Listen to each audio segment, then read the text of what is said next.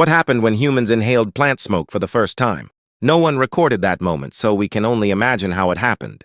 Picture one curious ancient human sitting beside a fire under the night sky. He notices a dried plant giving off a smell he has never known. Instead of backing away, he lifts the bundle and cautiously inhales. His body reacts at once, coughing, watering eyes, and a burning throat.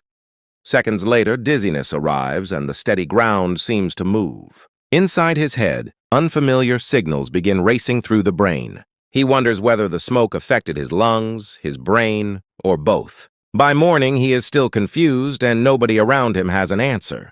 There is no ancient diary to explain it, only marks, guesses, and imagination. Smoke itself was familiar because ordinary fires were part of daily survival. But avoiding wood smoke and deliberately inhaling plant smoke were completely different. The first experiment may have started when dried leaves accidentally fell near the fire. As they heated, the smoke became thicker, stranger, and impossible to ignore. He leans closer and tests the changed smell from a safer distance. He imagines it might feel calming, alerting, dizzying, or simply strange. Then comes the questionable thought, what if this smoke goes inside the lungs? Curiosity creates brilliant discoveries, but it also creates some terrible decisions. He tries a controlled breath with the glowing bundle held carefully away. The hot, dry smoke passes through the mouth and down the throat. Tiny particles travel deeper, irritating the sensitive surfaces of the airways. Those nerves send an urgent warning signal straight toward the brain. The brain responds like an alarm. Something is entering that should not be there.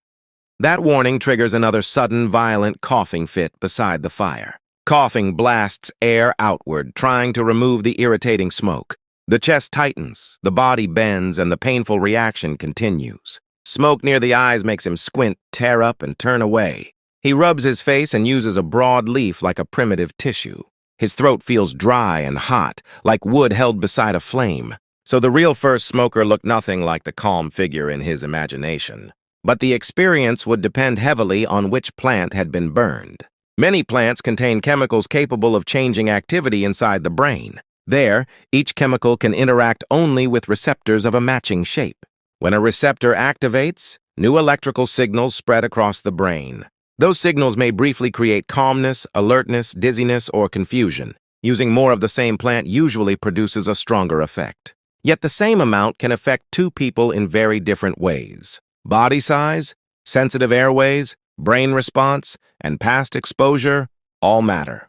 With repetition, the brain may respond less, so the old effect needs more. That repetition can become a loop: cue, expectation, action, and repeat. Soon, simply seeing the bundle is enough to wake the old expectation. The brain creates a temporary urge that seems to pull the arm forward, but without action, that signal weakens and fades before reaching the hand. He redirects his attention and begins collecting useful firewood instead. He carries the wood home while the dried bundle remains untouched behind him. After stacking the logs, he briefly notices the bundle on the distant stone. He turns away and arranges ordinary wood inside a ring of rocks. Two stones strike together until a small spark finally catches the tinder. The new flame gives him safe, steady warmth for his hands. He then uses that useful fire to roast a simple piece of food. The warm meal brings real relief, energy, and satisfaction. A light breeze moves the dry leaves and catches his attention again. He rises and takes one uncertain step toward the old bundle. Then he remembers the burning throat, tears, and painful coughing. He stops, turns back, and chooses the useful fire instead. Another ordinary log keeps the flame strong and steady. Soon, others join him to share the warmth and cook together. The bundle stays untouched, while the fire provides food, safety, warmth, and companionship.